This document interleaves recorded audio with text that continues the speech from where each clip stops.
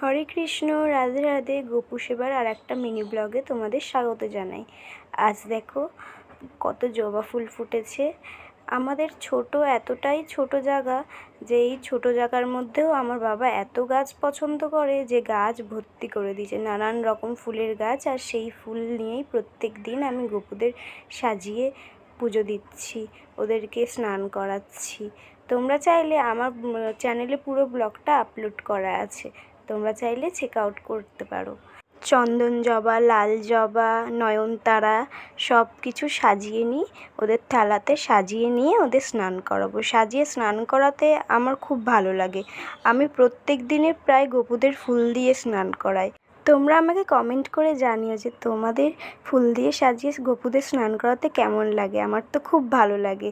ততক্ষণে আমার সাথে সবাই বলো হরে কৃষ্ণ, রাধে রাধে। সবাই ভালো থেকো।